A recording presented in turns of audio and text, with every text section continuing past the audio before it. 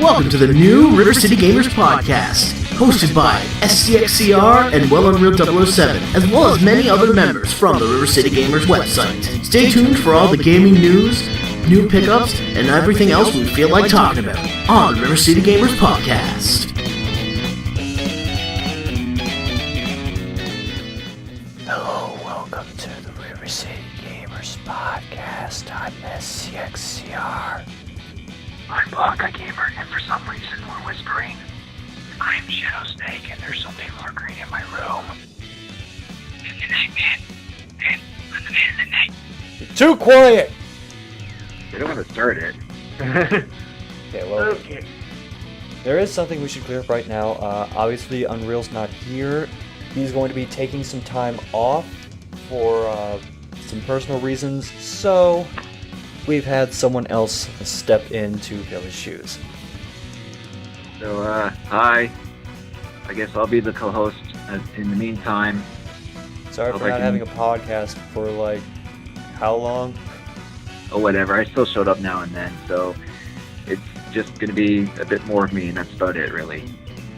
Yeah, there's just that, and, you know, gaming news. Gaming news! So real. Okay, to put it bluntly, for those who know a lot about me, I am a big fan of Atlus, and apparently an Atlus parent company is filing for bankruptcy, and it's been reported that Nintendo might actually buy Atlus. And the reason I mention this is because it could, like, affect the future of, like, how Persona games, how other streaming games tend against them, pretty much all other Atlus RPGs and other games that could be affected of what console they can be released. So I must ask, what do you guys think about this? Actually, I've been following that same story, and I found another article that was published that said Index is expected to announce the person who won the auction for Atlus possibly as soon as next week, maybe in a month or so. Don't know exactly, but there were 20 people who bid on it, and at the moment, only one name is confirmed to be among those bidders, which is Sega. So I guess the question is who even got Atlus to begin with at this point? So first it's Nintendo, but now it's like Sega now, or... Yeah, but it could be anyone, because they mentioned like there was 20 other bidders as well. Yeah, there are 19 other people who bid on this. Yeah. So it quite literally is just a guessing game at this point. But in all seriousness, who would you, if you had to choose the publishing company, who would you rather have Atlus be entrusted to? Honestly, I prefer that it be some entity that could keep them as a third party. Yeah, same here, because honestly, like, honestly, if it's exclusive to, like, a Nintendo system or whatever, it's gonna be kind of annoying, but... Well, but you have games like Shin Megami Tensei 4 and 3DS, and that upcoming Fire Emblem and the crossover one. Yeah, I do notice that the more of the brand new Shin Megami Tensei games have been on Nintendo consoles, not just 3DS, but also on DS. If I notice, like Devil Survivor and Strange Journey, and just to name a few, as well as some other obscure RPGs. I mean, if we were to go just by like games that they've been currently on consoles, you would think maybe Sony or Nintendo at this point. Again, we just have to see who even won that bid to begin with, and how that will affect Atlus, if at all. As far as I'm concerned, like, unless if I can get clarification of like what's going to happen to Atlus in the future, I would give out more of an opinion. But for now, I'm just going to wait and see.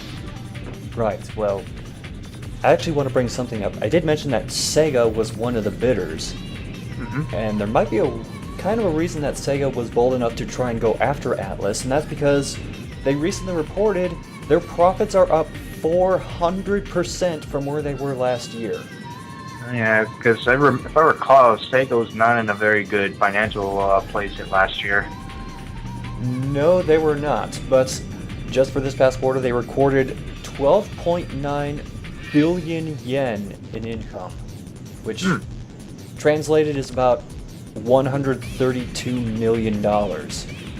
So, what games did that come from exactly? Because I'm trying to think of what games Sega published or made the past year or so. Let's see. According to this article, they did Puyo Puyo Quest, which is one of those Japan smartphone titles, which apparently got over 2 million downloads. Phantasy Star Online 2 for the Vita, Company of Heroes 2 from Relic, just to name a few. Okay, I mean, Because I don't think I've bought a Sega product this year. Now that I think about it, I could be wrong. it's good that they've at least still, making profit. Yeah. And Oh wait. we got up into like Bayonetta 2 and that one Sonic game on the Wii as well. Wii U as well. Actually, Bayonetta 2 is published by Nintendo. Oh right, sorry. I keep thinking because it used to be posted. Oh wait, I take back my previous statement. I actually bought a Sega product. It's Anarchy Reigns. Here's another topic that I want to bring up that I just can't help but laugh at it. It's according to the article, Sony asks Nintendo for one Mario game to help sell the Vita. Desperation! How exactly did that come to be? Can I just read the intro sentence of this article? Maybe that will probably shed some light. Okay. Sony announced in its annual fiscal report that they are looking on new initiatives for the Vita. It appears that they have been asking Nintendo to allow them to publish one Mario game on the Vita to help spur sales. You do realize that the last time someone asked Nintendo for the rights to make their own Mario game or whatever on their console was Hotel Mario, right? Yeah. Or the CDI games? Yeah. This is what it's reminding me of. Yeah, and besides, didn't Sony and Nintendo were going to make a CD add-on thing to begin with, and that's what eventually became the CDI anyway, in a sense. Or was it passed on at Sony? I forget. It was actually that's the reason that the PlayStation came to be. Exactly, yeah, because Sony was trying to make a deal with Nintendo to coincide to make a CD console or something, but Nintendo was like, nope. And they're like, okay, we'll make our own. And the rest is history. That's just the abridged version of that, roughly. Okay, I do want to try and at least be a little fair. Vita sales have been doing better recently. Partly because there's actually a couple of games on it now that I might actually give a shit about, but still. Yeah, I know, it's I still want more reasons to try out the Vita other than Persona 4 Golden. I mean, of all the things to think of to make for the Vita, was one of their top priorities hey, what if we asked Nintendo to make a Mario game on it? It's what? Why would you ask that in this day and age? Everyone's got a price. Unless Nintendo drops out a console race or whatever, but seeing that the 3DS is doing a lot better than the Vita, I don't think it's going to happen. Well, the 3DS is pretty much Nintendo's lifeblood right now. Yeah, there's already 2 Mario games on the 3 if you count Paper Mario on the 3DS. Well, 4 because of the Mario RPG. I just said Paper Mario. Well, no, there's. Oh, you mean Mario and Luigi Superstars? Yeah. Right. Mario and Luigi, the Mario and Luigi game, right? Yeah. Well, I mean, right now there's 3. So yeah. It's just me. I just think it's Sony's just being a little bit desperate. But since SCR sort of said that the sales for the Vita have been going up, I just kind of think that Sony should probably just forget they did that and just try to see what they could do to on their own to try to see give more initiatives to actually get people to buy the Vita, because I'll just say this right now. I don't mind the technology of the Vita. It's there. It looks all right. The hardware is fine. The thing is, though, stop relying on ports. That's all I have. Or remakes. Yeah, it's basically the same problem with the PSP. Just too many ports and not enough original titles. Even then, it's even if they did make a Mario game on the Vita, who's gonna buy a Sony console to play a Mario game? I mean, obviously, if you're gonna want to play a Mario game, you get it on a Nintendo console. That's just how it's always been for the past 20, 30 years. Aren't there enough uninformed parents that walk into GameStop asking for Mario games on the PS3? Or the 360? Or any other platform? Hey, my son wants a Mario game, but we have the 360. Is there a Mario game that we can get? You could probably find some bootleg ripoff on indie games, maybe. I don't know. I'm still waiting for Zelda on the PS4. No, but we do have Call of Duty Ghosts. We can just slap a boo over the word ghosts, and it's kind of like it. Okay, I'll buy. I think that's all the news articles I got, so Scott? Oh, I got plenty more. Oh. Oh boy. Starting with Rage Quit the Game. Or as some people better know it, Fez 2. Which has been cancelled. Of course. Oh, God. Let's just say, I'll just say this bluntly. I never had any intentions of, investing in Phase 1, mainly because I just don't have that much respect towards Phil Fish, because, he is legitimately a douchebag, but essentially doing him raging at Twitter just, makes me respect him even less. It's not just Twitter, though. It's one guy in particular from Game Trailers who tried calling him out, and one other indie guy. His last name's Blow. I can't remember what game he worked on. All I remember is that the guy on Game Trailers was being an immature douchebag about indie games, and he was acting really entitled about how they were doing this story about something related to indie games, and they tried asking Fish and Blow for some sort of comments on it, and they both said no. And frankly, they're entitled to that. They don't have to give you anything about news stories that don't relate to them. And then Fish acts like an immature douchebag about it, and you got immature douchebag versus immature douchebag, and then immature douchebags on Twitter, and then he just says, "Fuck it, I'm done." That's what happens on Twitter. Yep. And that's the problem, though, is you gotta have a thick skin about this. Or just not read most of it. Which Phil Fish obviously doesn't do. But even with how he behaves towards like others on Twitter or whatever, I mean, I played the demo of Fez. I like it. I think it's interesting enough that I probably would get the full game. And the sequel's now canceled. It's just like, well, okay. I mean, it probably would have been cool if that actually came to fruition, but I guess we just won't get one. Didn't he also go on to say that, that Japanese games, suck or something like that? Yeah, he did but a lot of things. He He told a Japanese guy that his country's games are just fucking terrible nowadays. And that's a quote. He said, "fucking terrible nowadays." And he also insulted PC gamers by basically calling PCs spreadsheet machines. Yeah, back when Fez got ported to Steam, right? Mm-hmm. That's very unprofessional. All I know is I'm probably not going to miss him. Yeah. I don't have that much respect for him, so like I said, I never really cared much for Fez in the beginning, and whatever. Even if Fez 2 were to be a reality, which it isn't, I probably would have not bothered investing in it myself. From what I see of Fez, it looks okay, but it's nothing to. It doesn't look like anything to write home about anyway. Okay. All that really makes me want to do is watch Indie Game the Movie, or whatever it's called. I think Fez is in that, isn't it? Yeah, he's in that. But anyway, let's move on to more dealings with money. And in this case, someone essentially buying themselves. How many of you are familiar with the name Vivendi Games? Vivendi? Vaguely, yeah. Okay, Yeah. do you know what Vivendi used to have a majority share in? Like what game company? Blizzard? Activision Blizzard. Okay, yeah.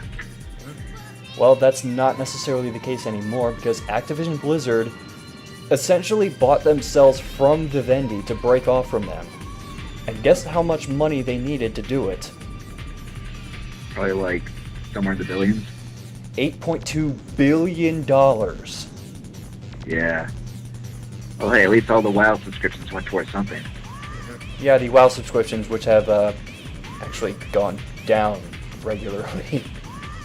Well, still. I mean, they still got like 7 million people that play it, but that number has gone down from where it peaked. And now, the main reason I mentioned that in particular is so I could transition to this story about people not buying certain things. In particular, I'm talking about people who own the Ouya. Can you guess roughly as a percentage how many people who own the Ouya haven't bought anything for it? I'm gonna guess the majority of it because they probably just mess around with it, just play demos with it. 75%. Oh wow, you were close. 73%. Jesus! Whoa. According to an interview with The Verge, the Ouya CEO Julie Ehrman said that only about 27% of the console owners have actually bought games for the system, and everyone else is using free-to-play or pirated titles. Gee, it's like, well, that's kind of what you get when you make a system where it's like easy to just download or whatever games into it from like a flash card or whatever they're doing to play games. Yeah, feeling that the Ouya wasn't going to do it very well. I mean, it had some potential, but I don't know. Just for reference, the current top-selling title on the Ouya is Towerfall, which has earned about $21,000. That's enough for a car. Most cars. But yeah, the thing is though, it has tough competition, so really, you really couldn't expect much from it. Yeah, and besides, most people already have Androids and phones anyway, so it's like, unless you want to play it on the big screen, play those types of games on the big screen with a controller, not really much point to the console, to me anyway. Well, moving on, let's talk about EA, because we have to do that every podcast, I guess. Did they screw up, or did they do something good for once? They're in court. Or for what? They screw up again. How many of you have actually played their NCAA games? That's what I thought. But there was an important ruling in court, which says that the U.S. Ninth Circuit Court of Appeals ruled that unauthorized video game reputations of real individuals are not protected by the First Amendment. So in other words, those star NCAA football athletes that they keep using in their games, probably gonna have to cut that shit out. And that's part of an ongoing problem between NCAA and its athletes, is that they earn tons of money in like TV deals and video game deals, and meanwhile these athletes are students, so legally they're not allowed to actually earn any money from it. And it's been this ongoing dispute for years, and well, EA got dragged into it. I didn't expect you to have much to say about that, so let's move on to Breath of Fire. Oh. Yeah, that's a franchise that hasn't had a game in a long time, hasn't it? Wasn't like the last entry of that series like on the PS2? I can't remember exactly. It was like 10 years ago or something, but I'm just bringing that up because Capcom is actually doing something with Breath of Fire now. That was the good news. Now, what they're actually doing with Breath of Fire is they're releasing the second game from the SNES on the Wii U. Obviously, Virtual Console release. Actually, Breath of Fire 2 was released on the Wii Virtual Console, because I actually have that on there. So, they're basically just re-releasing it on the new Virtual Console, but whatever. Yeah, pretty much. And another good news, bad news is there's going to be a Breath of Fire 6. That was the good news. Is the bad news that it's being outsourced to a bad company? No, that's a different Capcom game. No, the bad news is it's going to be a, quote, online touch RPG for PC and mobile devices. I have so little faith in this. It's like that new Deus Ex game on iOS. It's like, oh, sweet, new one. It's, oh, I don't know that. I keep going back to that King of the Hill line where Hank is just watching the handshake footage over and over. Surprise and disappointment. Surprise and disappointment. Actually, speaking of surprise and disappointment, this was a little while back, but Capcom announced another series revival. Want to guess what that is? I know where this is going. Yes, Capcom recently announced that there's going to be a new Strider game. That's the good news. The bad news is it's made by one of our favorite developers. The company that bought your Battleship. Yes, Double Helix is also making the new Strider game. Why? Why are people throwing game licenses at Double Helix? I think they pretty much just went on their knees and pleaded the company saying, look, we know we made a few bad, shitty movie games, but we can make good games. Really, we can't. Just give us a chance. Aren't they also doing the new kill? And Microsoft, yeah, and then Microsoft and Capcom were like, okay, fine. Yeah, they're Aren't also they also doing the... Yeah, they're doing the new Killer Instinct. Yeah, they are. Yeah, sorry for cutting you off, but yeah, they are making the new Killer Instinct. And the thing is, this new strategy game is going to be a more of a, I guess you could say, Metroid-ish type of gameplay where you can, like, just go wherever. Keep in mind that the only Strider game that did that was the NES one. And that sucked. However, who knows? Maybe they could pull it off. Maybe they can make it a good game. We'll just have to wait and see. But we obviously have to be cautious because Double Helix. Yeah. I actually did watch a gameplay trailer of that got uploaded, and I am... Okay, if the gameplay that I saw in that trailer is what's going to actually be in the final product, I'm probably not touching it. Because it definitely looks Metroid-esque, but the problem is the enemies are really spread out, so it's really easy to dodge anything. Which, I don't know how many of you have actually played like the original Strider arcade-style games, but there was a lot of action in those, and there's not nearly that much action anywhere in the gameplay trailer that I saw. Yeah, I do have the first Strider on Genesis, and I can sort of see where you're getting at. I played the second Strider and I finished it even though it was like way too easy, even though it felt way too easy, and no matter what difficulty you play it on, because it gave you unlimited continues. Also, Blondie, since you've played one of those Strider games, would you say that Strider is a colorful game? Yeah, Yeah, it was. Okay, well that's not what I saw in the gameplay trailer at all. You know that first area of Super Metroid where you're on that space station where the baby Metroid is, that you fight Ridley for the first time? Yeah. Where everything's just kind of like a soft blue color? That's kind of what the color scheme's going for the new Strider? That's what it looked like. Okay, you know what? I have both that and... Well, I own a version of the NES game as part of a Capcom Game Boy Advance collection. But, you know, as long as it's at least better than the NES one, I would hope at least. I don't want to set the bar too low for them, come on. I know, but the main problem I had with the gameplay trailer was, for most of it, the camera is zoomed up right on Strider so that you can't see a fucking thing that's going on. It's reminding me of that same problem that, like, shitty licensed titles on the SNES had. Like the platformers like the Tasmania game or the Roadrunner game. Actually, now that I think about it, would Muramasa be more of a Strider game than this new one, apparently? Right now I'm gonna say yes. Or I mean, the Vanillaware game. I mean, the new Strider, it looks okay, but like, you guys already talked about the issues, so. Well, the only thing I could say issues that we sort of see, but we still have to see for ourselves. Obviously. We'll give it this. At least the way Strider looks, he looks all right, I guess. Yeah, he looks as if he should. So. Yeah, I'm hoping I'm wrong about the things that I saw during the gameplay trailer. Maybe they fix it or adjust a few things, but right now my hope is kind of waning in that. I'll just wait and see because I'm not going to be all excited towards it because, you know, it's like, with me, when it comes to Capcom games, if they release something that's actually worth playing, I'll buy it, but if it's something that's just like there, I'll just like, yeah, I'll think about it, sort of, have an attitude.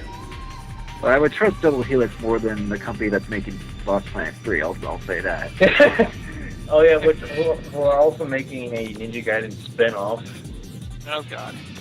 Don't worry, if those bomb, then they won't make any more games, hopefully. But if they actually do a good job, then hey, what do you know? We'll just wait and see. I mean, who knows? Maybe the new Killer Instinct and maybe this new Strider game will be good. Better than we think. I hope so. Yeah.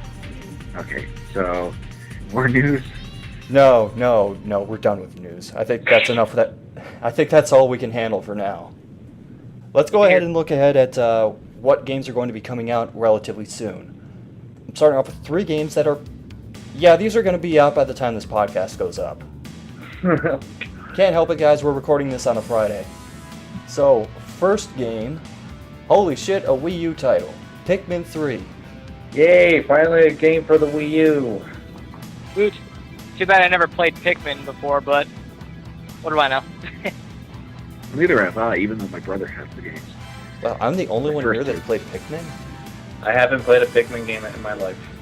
I'll probably eventually play them since, I have the copies anyway that my brother's played.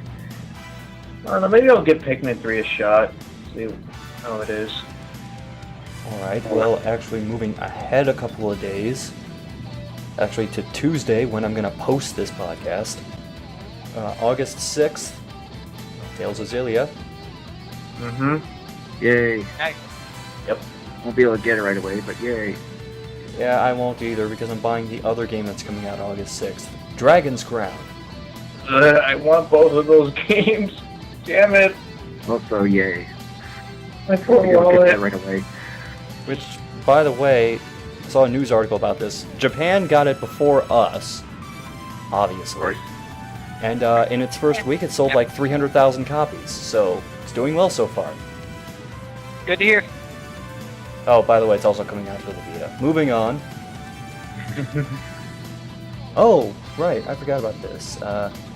August 11th for the 3DS, Mario and Luigi Dream Team. Oh yeah, I mentioned that before. Yeah. That one's looking good. Oh, wait. I have a feeling Angel's probably going to be paying attention to this one. Payday 2. Which I kinda want.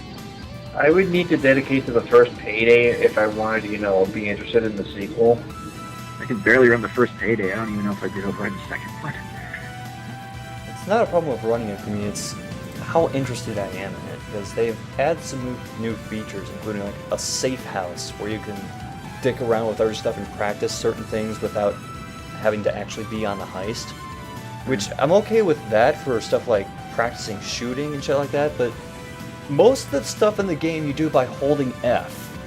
And they actually have practice sessions for that. Do you really need to practice holding the F key? That is strange.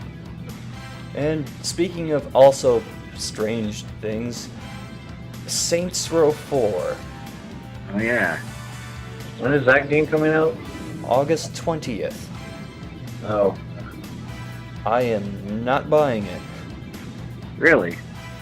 Yeah. Why? Didn't you Soon? I mean, I liked it because it didn't take itself as seriously as GTA 4, but, well, GTA in general. And I'm not saying that GTA is a very serious game to begin with, but it's just gone so far off the rails for me that I'm just like, you know what, I've had enough. I mean, I played Yeah, Saints Row the that's 3rd, and that's probably my stopping point. Oh, jeez, we got more games coming out on the 20th. For the PC, this is finally becoming a thing. The Bureau XCOM Declassified. Oh, the one XCOM game that got so much controversy towards it. Yeah, and they've been making the effort to like try and make it its own sort of thing, but I don't know about it. Neither do I. I think you're better off just getting XCOM Enemy Unknown at this point. Mm-hmm. You can probably find it at a decent price, probably. I've been meaning to get that, but I need to get off my ass to do that. Also need money. Anyway, another game on the 20th, Splinter Cell Blacklist. I was with a Tom Clancy game in ages. Or as I like to call it, stealth, fuck that. Just shoot knife everybody. I was never a real big fan of Splinter Cell anyway, so meh. Well, the one that was really good was Chaos Theory. That one I liked. Okay, here's a game coming out the 20th that I do care about. DuckTales Remastered. There we go. Classic. Wait, I thought it was already out on certain consoles. Well, No, this is... not out yet. Yeah. No. Oops! Anyway. Okay, I'm assuming this is the physical version. New Super Luigi U, August 25th. Yeah, that's probably the physical version. Before you could just download it, right? If you have Mario U. I haven't Hey, really you can paid do- much attention to that, actually. I don't know. I think I've seen physical copies of that. I could be wrong, but I need to check the GameStop to clarify. Oh, somewhere around August. Should I mention this game? Coming August 27th. Stop. Because I've got like 3 or 4 things I can mention on August 27th. And I have a feeling I know which one you're talking about. Does it start with a K? K? No. An L? No. M? No. L? No. Does it start with B? B? No. H? Yes. Hatsune Miku Project Diva F? Yes. That is a thing, which I will not I never buy. thought in a million years we would get a Vocaloid game released here. Congratulations, Weeaboos, it got localized. Well, ever since that car commercial, I'm not too surprised. And should I mention everything else that I was guessing at before? If you want. Well, we've got Killer is Dead coming out also on the 27th. I'm excited for that. I'm down for that. Did it for one. Since you mentioned how much you loved it before, Lost Planet 3 is also coming out. Oh, goody. I finally found out how that went. Final Fantasy XIV: A Realm Reborn also on the 27th. Don't care. Again, meh. Meh. And, oh god, is this really what I'm gonna have to end the thing with? God damn it. Madden NFL 25, also the 27th. I do not give any shits. Look at all the shits I give. None. And just so I don't have to end on that note, LEGO Legends of Chima Laval's Journey, I don't know what the fuck this is, but it's on DS and it costs $20, August 31st. Okay. I think that's based on some cartoon. Yeah, probably, whatever. So, let's get away from games that aren't out yet. Let's talk about games that we've acquired recently. And since we had that long delay up to this podcast, I'm guessing that everyone has a massive stack of games to get through. Can I just get mine out of the way first? Oh, go right ahead.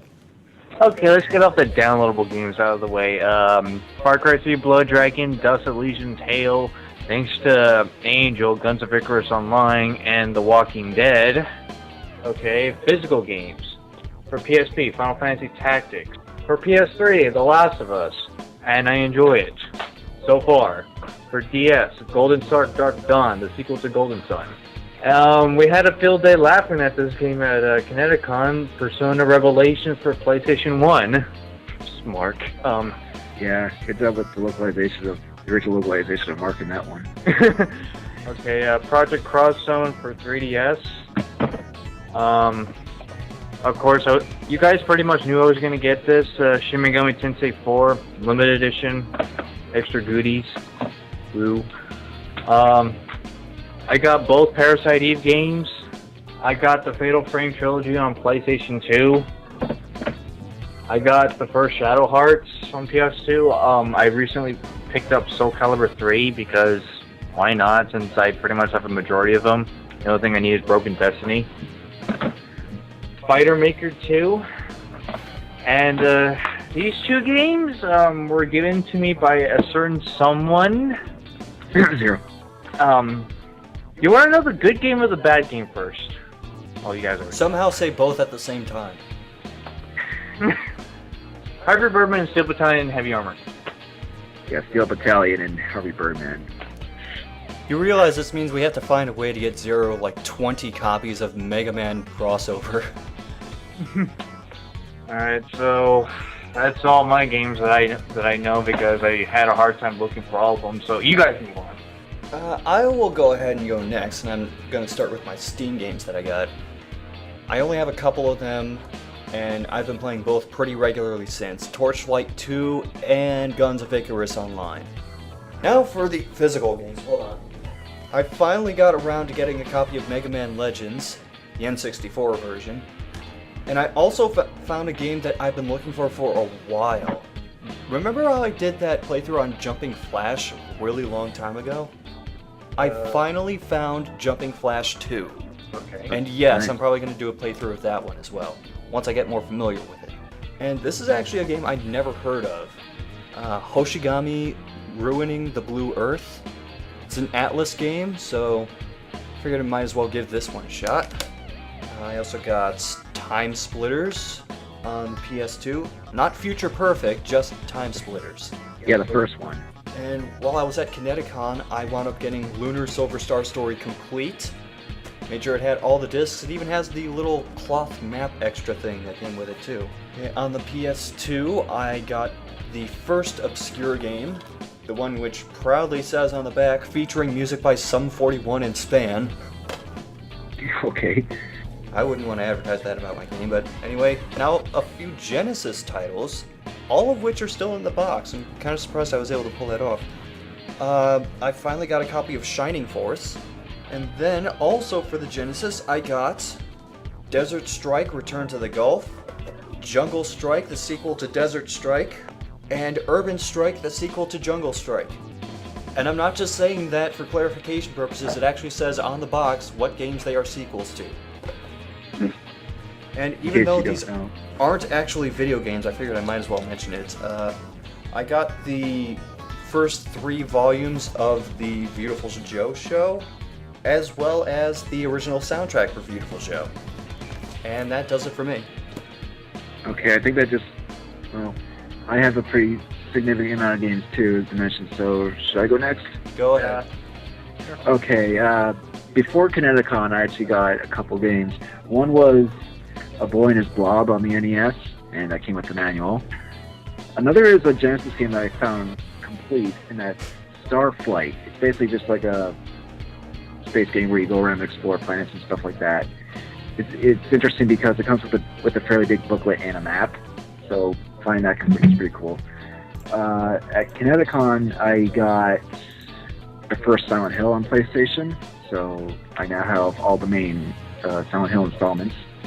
And Zero Master gave me his extra copy that he inadvertently bought from Anime North. He gave me his extra copy of Bloody War 3. Good luck unlocking Uranus. Yeah. Zero also gave me a Evil Dead Hail of the King player's guide. I still don't really know why, since I already beat the game, but whatever. He likes to give us a bunch of crappy shit. Yes, because he's such a good friend that way.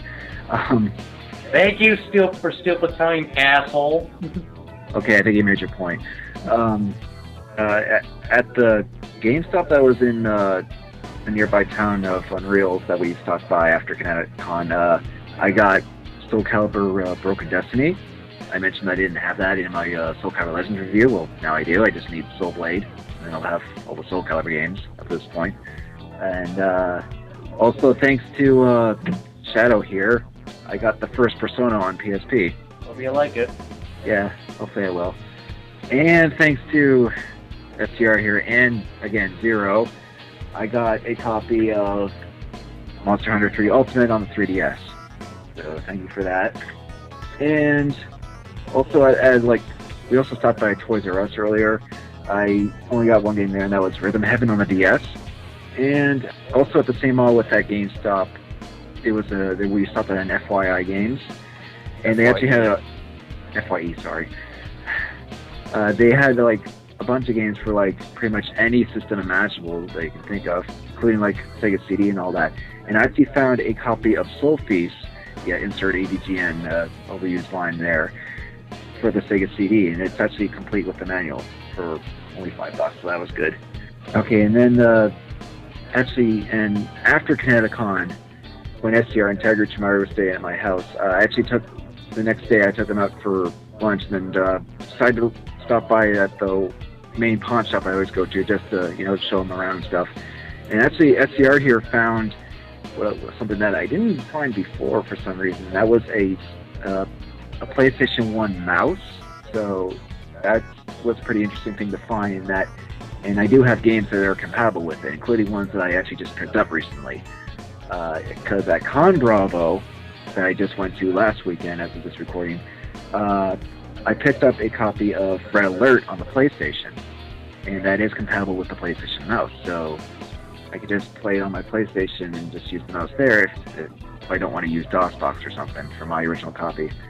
Also at Con Bravo, I found a copy of Power Slave for the PlayStation. Now, Power Slave is actually a first-person shooter, kind of like like Duke Nukem 3D in that sense. And also our good friend Akago actually Let's Played it a few years back. So that's how I knew about that game. And for only $2, I found a copy of Die Hard Trilogy 2. Yes, they made a Trilogy 2. They made a sequel? Yeah, you can guess what I bought this for.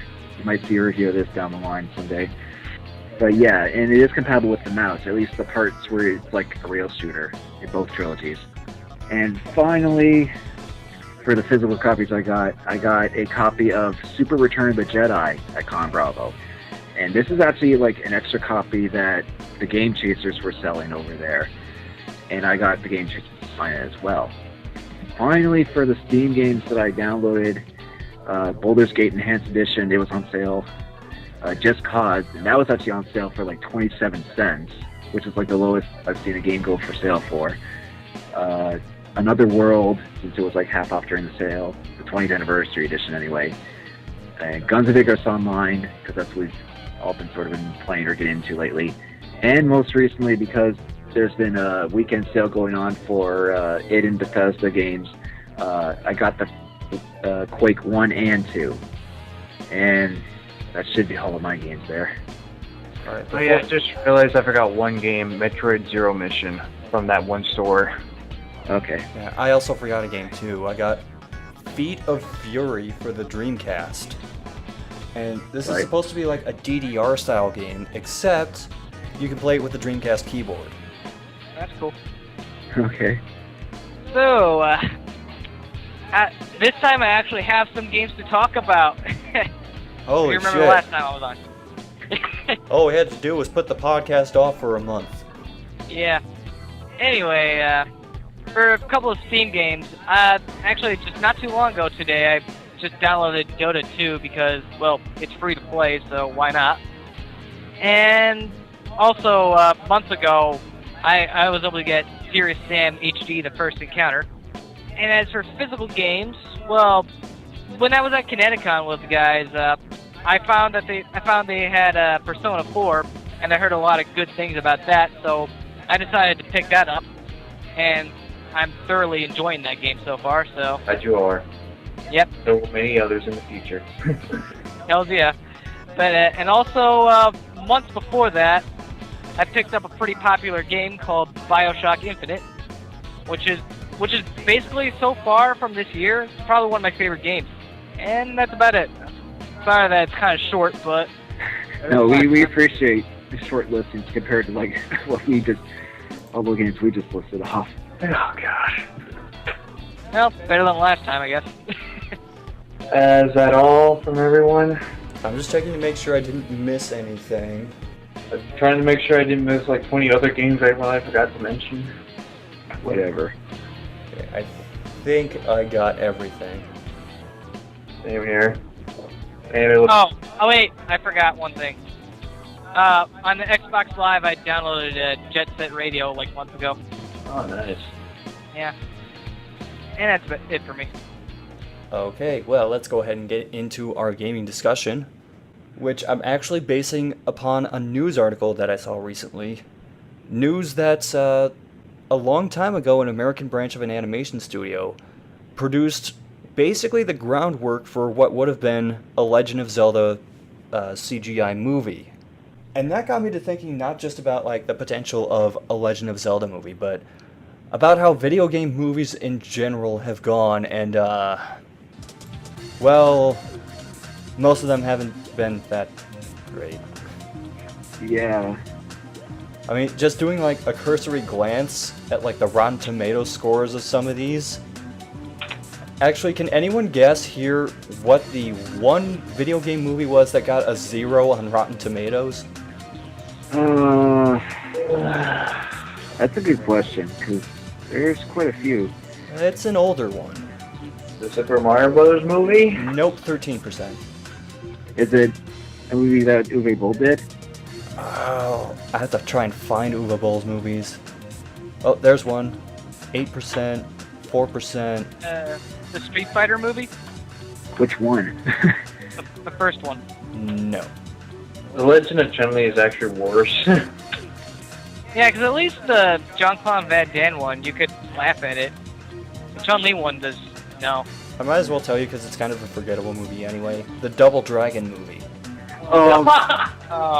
Yeah, that one was bad. And it's not just that a lot of these movies, like getting hammered critically. A lot of them end up losing money. I mean, aside from like the Resident Evil movies, which are fucking terrible, but they're basically dumb action movies now, so they're still grossing money. But then you have stuff like, oh, Jesus. In the Name of the King, $60 million budget, $13 million taken. Oh, there was one really bad one here. I'm trying to find it again. Oh my god, I found it. Someone mentioned Uwe Boll, the Far Cry movie, $30 million budget, didn't even take $1 million. Oh, I think I know what one probably lost the most money though. Final Fantasy Spirits Within. Oh god, that movie. The problem with that movie is that it didn't even resemble Final Fantasy at all. Well, the problem is Final Fantasy is such a fluid series to begin with. Yeah, I mean, it is obviously just going for its own thing. Yeah, like every Final Fantasy, like that's like numbered differently, just does their own story, own character. So it kind of makes sense for the movie to do its own thing, and I was like, okay. Yeah, somewhat. Final Fantasy: The Spirits Within is bullshit because they were in space and they had future But technology. the only problem The only problem with that is that whether you argue it's a good or a decent movie, it was done with like so much CG that it was so expensive back then that if literally like everyone saw it, it still wouldn't have made money. Yeah, it had a $137 million budget. And it did look pretty good visually, though. Yeah, and even if it became like a huge summer blockbuster hit, it probably wouldn't even made the money back. It made $85 million, but that's still a huge gap from what your budget was. If they had scaled it back even slightly, it probably would have broken even. Yeah, and then it probably would. Yeah, and then compared to like that Final Fantasy VII movie that came out later, Advent Children. Jeez, look, I don't even want to get into that. That one was boring. Well, you mentioned like the potential Zelda thing. I mean, that one, and then the Final Fantasy one's also something that did actually come out. I am looking back at this list of video game-based movies, and it's depressing me because all of these are coming back to me, and they're all terrible. Oh, can I actually mention like one video game movie that I actually liked? As soon as I name these off, Fatal Fury, the motion picture, Street Fighter 2, the animated movie. Well, wasn't that one pretty good? Oh, yeah, that one was I good. didn't like it. Resident Evil Degeneration, go fuck yourself. So the actual CG Resident Evil movies, you don't. That was so fucking stupid. We can overcome the new virus that turned us into a tyrant with the power of love. Fuck you. But still, I kind of like the Street Fighter 2 animated movie. Yeah, same here. My problem with the Street Fighter 2 animated movie is they just tried cramming every character they could into it, and a bunch of them that were actually kind of my favorite Street Fighter characters just wound up showing in the background or just being there for like 30 seconds and then they were gone for the rest of the movie. Oh yeah, that was one problem. Zangief and Blanca wrestle each other for like 20 seconds and then they're gone. At least it looked good back in the day, so yeah. Oh, I still have it around here. Mostly so I can just pull screen grabs of Chun-Li's face when she gets pissed off at Guile. By the way, thumbs up for Chun-Li's shower scene. Shower scene, sorry. Yeah, that's classy. Okay, can I mention that movie? Go ahead. In recent memory, I would like to say that this might be a little bit of like out there, but I honestly think this is probably like the best video game movie to me. It's Professor Layton animated movie. Oh, I still haven't seen that yet. I actually really liked it. Like, if you're a big fan of the games, you will definitely like the movie. Like, I'm not gonna spoil it, but ultimately, it just made me feel like proud to actually like the games, and I was like, wow, this is actually a good video game movie for once. Alright, you know what video game movie I actually kind of enjoyed? The first Mortal Kombat movie. Oh yeah, that one was alright. Yeah, that one's like one of the more, I guess you could say, decent recorded video game movies. But then the Yeah. second Mortal Kombat movie came out, and that pretty much just bombed. I wanted to kill myself after watching that movie. It was so bad. In fairness, the Oh, I first never Mortal did Kombat movie had Christopher Lambert in it as Raiden, so... I remember Sindel's best line in that movie. To make you will die. And actually, I mean, the sorry, first movie, yeah. Anyway, the first movie, it had stupid moments too, but at least it was better written and was fun to watch. So. And it sounds Yeah, worth you know saying what, it, but the effects were better too. you know what's actually pretty similar in that regard? The Silent Hill movies. The first Silent Hill movie wasn't perfect, but most people thought it was at least half decent. I haven't seen it yet though, so I can't really pass judgment. But it's iffy to me though. I'd call it passable on a good day. But the second movie that came out, like, what was it, like Halloween or something? Oh, Revelation 3D? Yeah, I heard that. Like, I kind of spoiled myself and, like, knew about what happened that movie. I'm just like, why the f did you even do that? Oh. Like, did they put Pyramid Head in the movie? Yes, Pyramid Head's in the movie, in the second movie, again, For for like some no real reason. good reason. For no real good reason, and he pretty much fights the final boss. For I don't know why. I want to see It's Pyramid like- Head become like the Godzilla, where he just It's fights pretty much random like- bullshit creatures. It's pretty much like And then Pyramid Head versus Mecha Pyramid Head. it's like literally taking like a fan fiction and turning it into a movie. It's like, really? You know, and it's an exact same type of fan fiction where it's like they cram in like every little reference they can to the games and saying, yeah, we're fans of the game, see? My God. Oh, and since I don't want to just discriminate against game movies that have happened already, I'm going to name off some titles of game movies that have either had their license purchased or are in planning or production. Oh, yeah, there's quite a few that have been development hell. Need for Speed.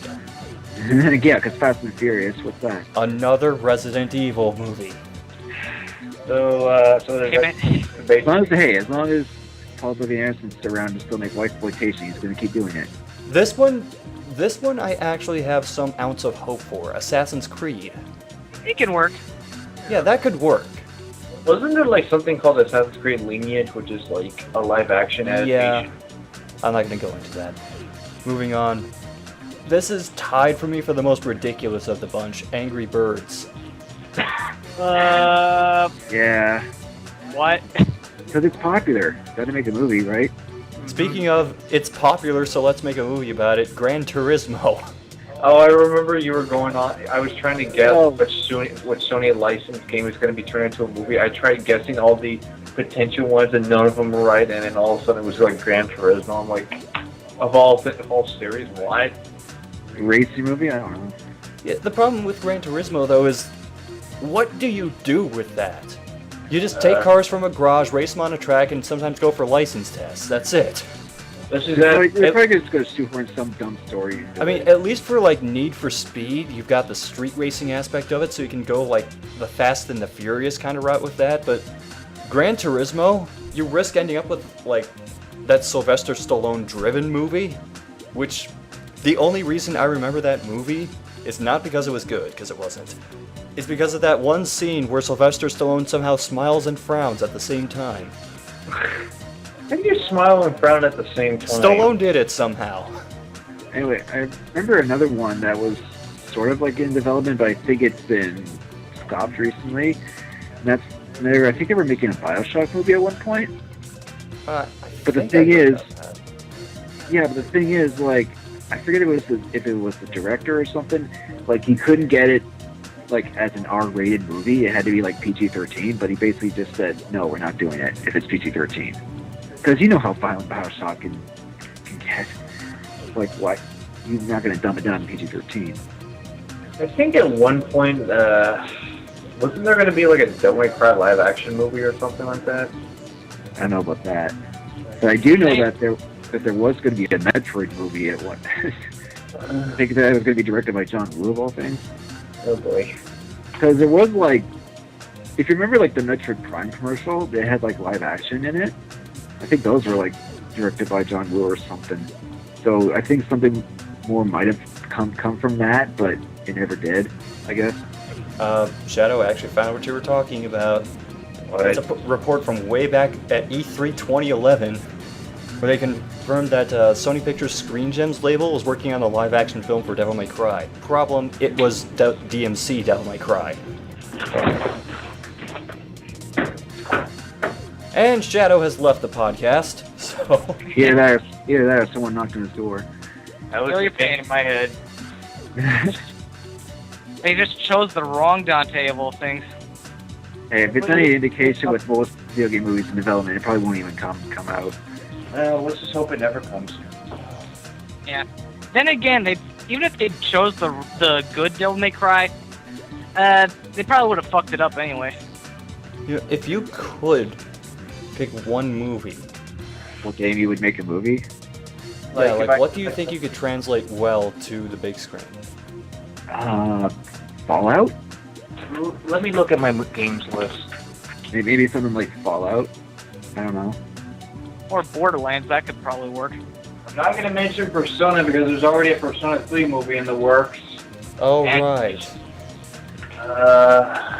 Maybe like something where it's like, something that has obviously a lot of lore that you can base off of, like Elder Scrolls. Well, now that I mention it, there's another good live-action video game movie that I forgot to mention. I can't believe I forgot this. Ace Attorney, the live-action movie. That movie was actually pretty good. Like, they were actually spot on with the characters and whatnot. So I was actually surprised, like, wow, they actually cared. Someone gave a shit. Yay! Mm-hmm. It's really hard to say which game I would like to be adapted to a movie because most of them are like I would rather have them be animus or something like that. Well, anime movies still count, don't they? Yeah. Yeah. I mean, Street Fighter 2, the animated movie. Didn't think about that. I actually thought of one might be pretty interesting as a movie. Eternal Darkness, maybe. Oh, wasn't that planned at one point and then they scrapped it? They did? Yeah, I swear I remember hearing about a movie adaptation about that. Well, if they somehow did, that'd be interesting. I would love to see how they would try to work in any effects into the movie too. Call me crazy, but I would like to see a live-action adaptation of Castlevania Symphony of the Night. With better acting, I assume. Yes. Maybe. I think there have been talks about Castlevania movies before, but they just never really came to fruition. I had an idea for one, but I have no idea how you would approach this as far as tone. Because I think taking this seriously would be like the worst possible direction to go with it, but a blastcore movie. Actually, if you like the comic they had, Nintendo Power on Blastcore. Yeah, I would. I would love to see a Fire Emblem Awakening animated movie, honestly. We have a runaway missile truck. Well, why don't we just stop the truck? Fuck it, level anything in its path. If done right, if we get like an anime movie based on Bayonetta, I think that would work well. What I mentioned. That's all I got for now. Normally, I would like to see maybe I would probably like to see The Last of Us in a live-action adaptation because I'm actually really enjoying it. That's all I got for now. I want to see a Yu-Gi-Oh! Live action just so I can laugh at it. But you mentioned Last of Us, I'm sure it would be pretty good as live action too, probably. Oh, I think I got another movie I would like to probably see a movie of. Mirror's Edge. That could work. Not bad. If done right. Speaking of if done right, I guess Gears of War could also work too. I remember Carlos Sparrow back at Kineticon and his panel talking about how if they were making a movie, he should be like Dom's father or something in a flashback or something like that. It's kind of crazy of me to ask. I kind of want a live action movie of Metal Gear Rising. There's been talks of a Metal Gear movie for quite a while. Particularly, I would like to have Rising instead for some odd reason. I just realized what I'd want to see an animated movie of. What? Bomberman. It would be the most off-the-wall shit. Wasn't there a Bomberman anime? Yeah, there were two. Mm-hmm. Oh yeah, I know there's already been a couple games and it's already based on a comic book, but The Darkness, maybe. Actually, weren't there talks of like a Dead Space movie as well? I think there was that Dead Space Aftermath movie. Yeah, there was that. So.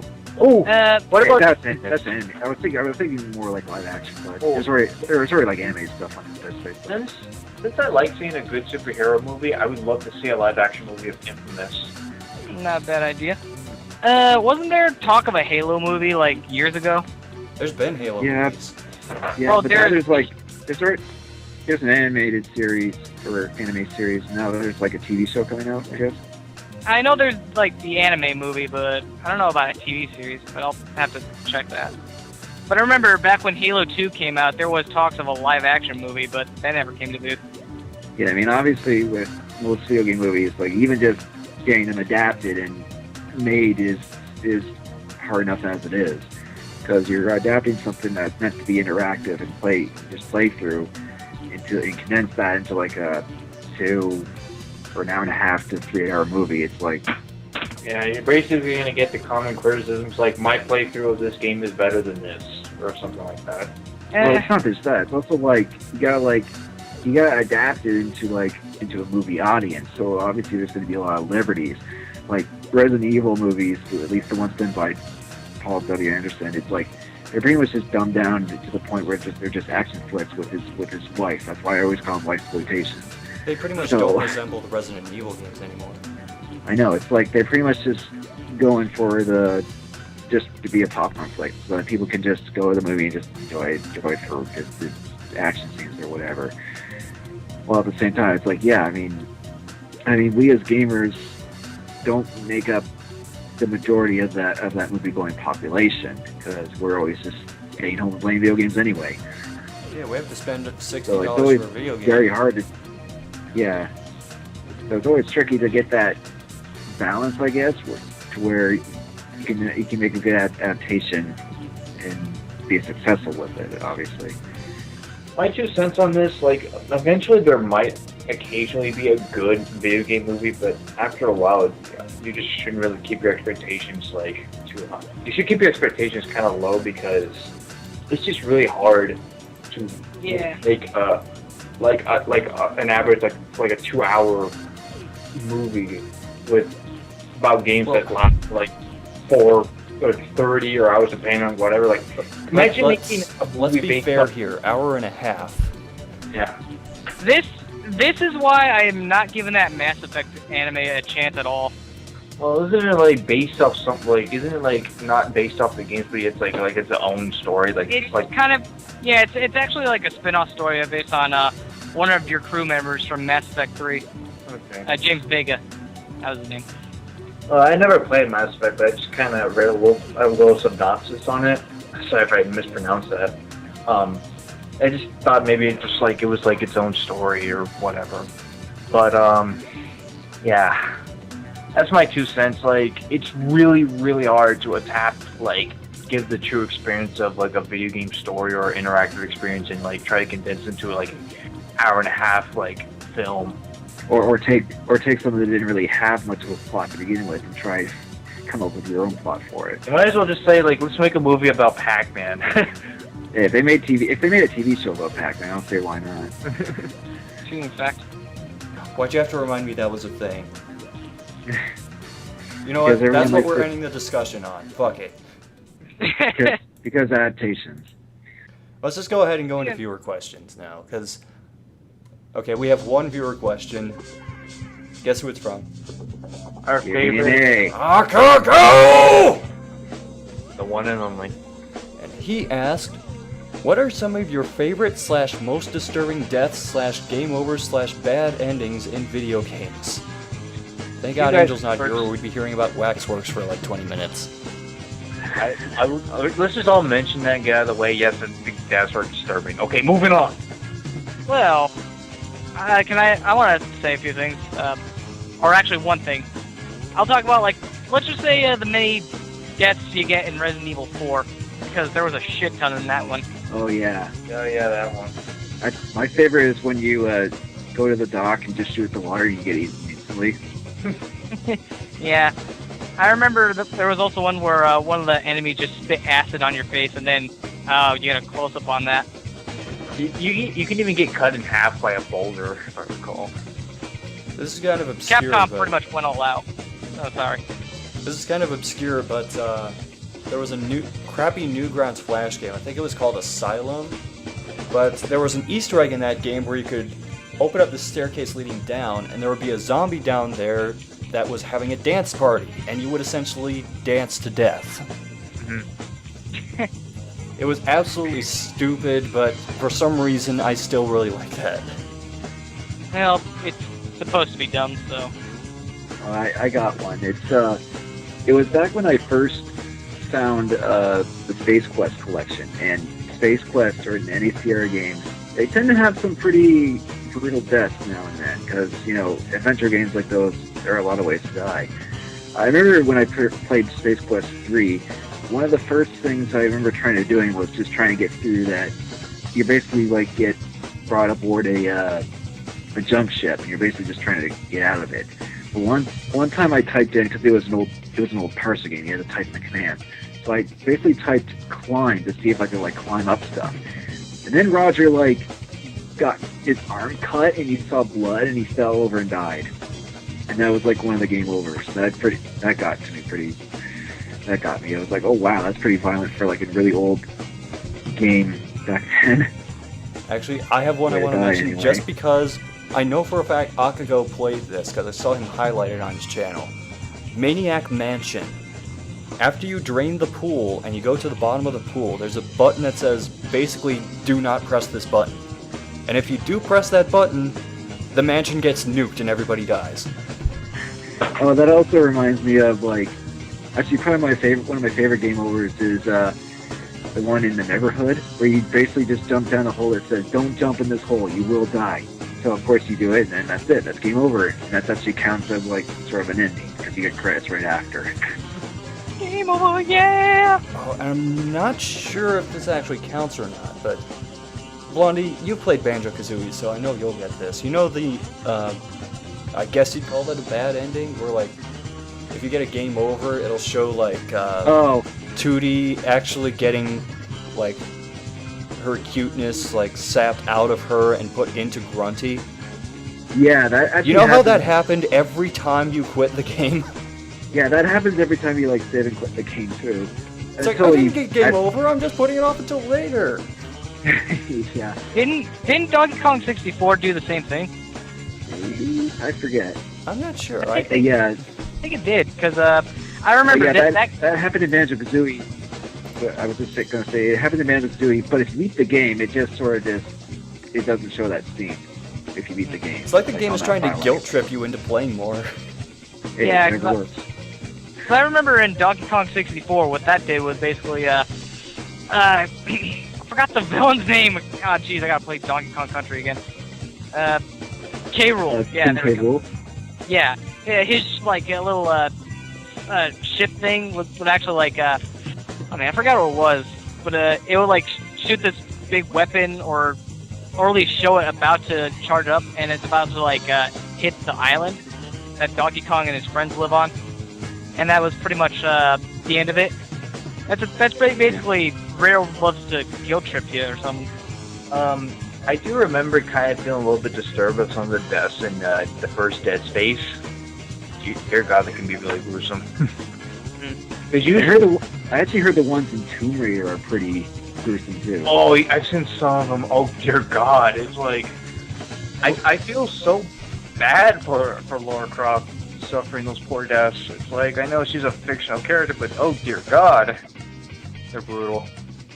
Whoever came up with those must have really hated Lara Croft. Yeah. They don't want you to die. Even though, some of the deaths in The Last of Us, even though they kind of just jump cut it, but yet somehow they managed to make, dying in that game kind of disturbing, in a sense. You could just, when you get killed, you could just, imagine, oh dear God, what are they going to do to them? So yeah, it's just something, the game I mentioned before is, I'm enjoying a lot, but yet, in some cases, it's disturbing in a very good way. I remember having you also mentioned bad endings, so I remember having a bunch of I remember encountering like a bunch of bad endings in this game called 999 for the DS. I don't want to spoil it, but apparently, one thing I find it really odd is that you have to get one of the bad endings to actually get the true ending. I think, but because I know for a fact that you will not be able to get the best thing on your first playthrough, regardless of what you do. But essentially, I'll just say that right now that the ending, that some of the bad endings in 999 really kind of creeped me out. Oh yeah, and I also played a little bit of this PSP game called Corpse Party. It's a game made using the RPG Maker engine. There's certainly bad endings in like every chapter, and some of the bad endings are like so implied those can be like really disturbing. It's like, oh dear God. And these victims are these typical anime characters that you could probably expect to see in like in a in your typical like comedy fashion. Like that's what the anime art style looks to me. It's like they just put like the anime star of a comedy, yet put in a horror, and it just feels kind of disturbing to see these like. I hate to use the term cute, but yet being like really disturbing situations. It's something kind of like what Higurashi sort of did. You know? Oh, I actually just thought of one like bad ending that kind of makes the whole like game sort of like a different change of perspective if you think about it. The bad ending of the first Silent Hill is basically like you just see Harry in the Jeep just like presumably dead or something from the crash, and it makes you think because if you get that bad ending, because it's like then you think, wait, was that whole thing just in his head or something? Was he hallucinating or something, or dreamed about that whole thing, and he was just sort of just still in the car crash the whole time? So that one kind of is, I think, a very interesting bad ending in that regard. I have one I can mention. I'm not sure if I really like it or if I think it's really stupid. Partly because of the way it was executed, but Command & Conquer Red Alert. It was one of the older Command & Conquer games that had all those live action scenes in it, so you could kind of see where this is going, but for the Allied ending, by the way, obviously spoilers, so for the Allied ending... Yeah, we're talking about endings, so spoilers. Yeah, whatever, probably should have mentioned that earlier, whatever. In the Allied ending, you actually find Stalin from about the shoulders up on the bottom of this pile of rubble from this destroyed building. And one of the Allied commanders is there with some guards who found him. And the Allied commander, like, shoos the guard away, tells him that he wants to be alone with Stalin for a moment. And for some reason, the guard complies.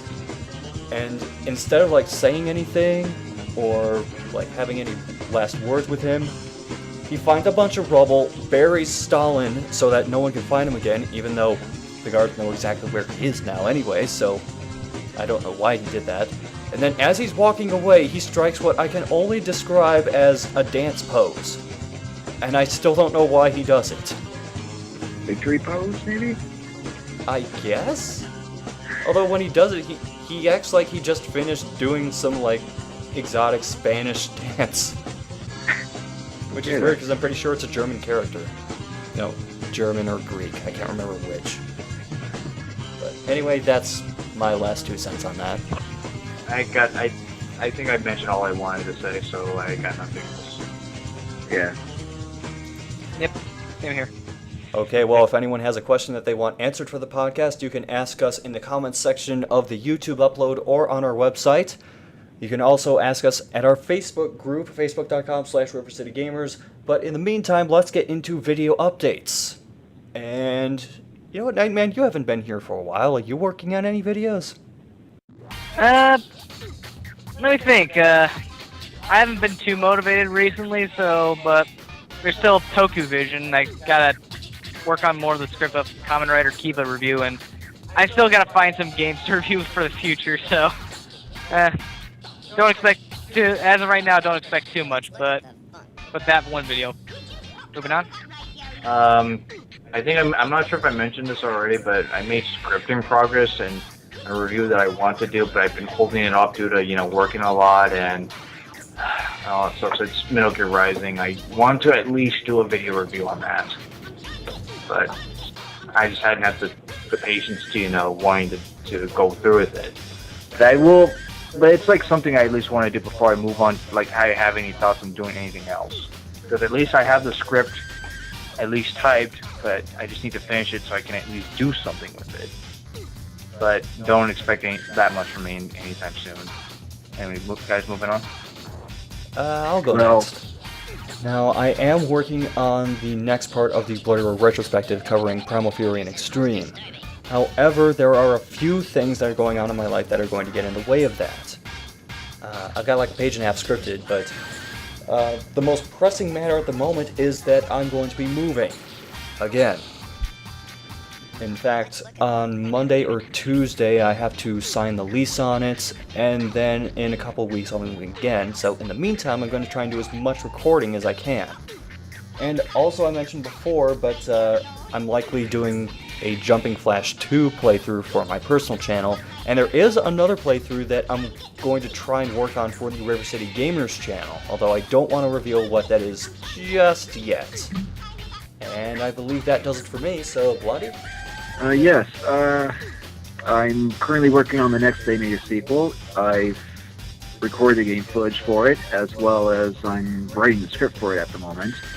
And other than that, there's going to be the next Black Sheep interview after that. It's going to be on later, so look forward to that.